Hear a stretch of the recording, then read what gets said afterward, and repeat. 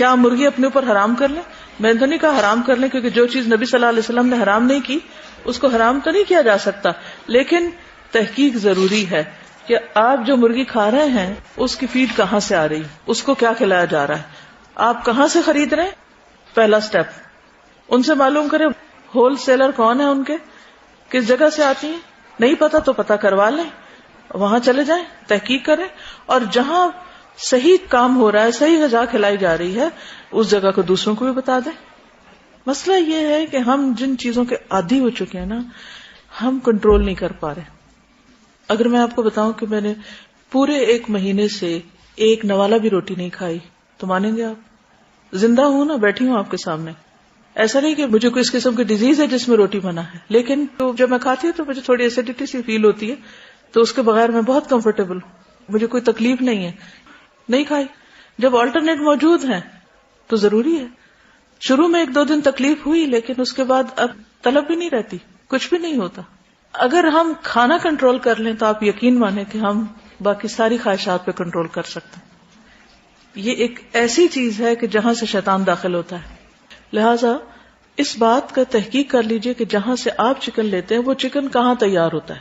ٹھیک ہے، آپ مثلاً جہاں سے خریدنے جاتے ہیں ان سے پوچھیں کہاں سے لاتے ہیں. اگر وہ نہ بتائیں تو نہیں کہیں کہ ہم پھر آپ سے لیں گے نہیں، ہم کہیں اور سے لیں گے. رائٹ؟ تو میک شور کہ کون سا علاقہ ایسا ہے. جیسے ہم کسی نان مسلم کنٹری میں رہتے ہیں تو وہاں بھی چیزوں کی تحقیق کی جاتی. مثلا ہم لوگ جب کینیڈا میں تھے تو اس وقت بہت یہ مشکل ہوتی تھی کہ جو چیز ہم لا رہے ہیں یہ کہاں سے آ رہی ہے. لیکن ایک اچھی بات ان ملکوں میں یہ ہے کہ وہ آپ کو پورا نام، پتہ، فون نمبر، ایڈریس، ہر چیز دے دیں گے اور کہیں گے کہ جا کے خود دیکھ لیں وہاں. مثلا چکن ہی ہے تو چکن کہاں سے آ رہا ہے، وہ تو کمپنیز ہوتی ہیں، وہ کمپنی کو آپ کسی وقت بھی دن رات میں کال کر سکتے ہیں، ان سے پوچھ سکتے ہیں کہ آپ پوری ہمیں ڈیٹیل دیں، ان کو کیا کھلاتے ہیں، کتنے عرصے کے بعد ان کو ذبح کرتے ہیں، تو پوری تفصیلات مل جاتی. اور ذبح کیسے ہوتا ہے، کون سی جگہ سے آتا ہے، کون پیک کرتا ہے، وغیرہ وغیرہ. تو اس میں پھر تسلی ہو جاتی کہ جو ہم کھا رہے ہیں وہ حلال ہے یا نہیں. میرے خیال ہے کہ اگر تھوڑی سی ہم ایفرٹ لگائیں اور تھوڑا ہم بھی جو چکن بیچنے والے ہیں ان کے اوپر تھوڑا پریشر ڈالیں اور تھوڑا اور پیچھے جائیں تو انشاءاللہ تعالی بہت سی چیزوں کی اصلاح ہو سکتی. لوگ غلط کام کیوں کرتے ہیں؟ کیونکہ ہم ان کو موقع دیتے ہیں. ہم پوچھتے ہی نہیں ہے کہ یہ تم جو کھلا رہے ہو ہمیں یہ کہاں سے آ رہا ہے. ہمیں تو بس اس سے ہوتا ہے کہ جو مل جائے کھا لیں ایک دفعہ. تو اس میں ہمیں خود کوشش کرنے کی ضرورت ہے. آپ جائیں، پوچھیں، تحقیق کریں، معلوم کریں. اگر کہیں کوئی بھی ایسی چیز سامنے آتی ہے تو الحمدللہ ایسا نہیں ہے کہ ہمارے ملک میں کوئی نوٹس لینے والا نہیں ہے.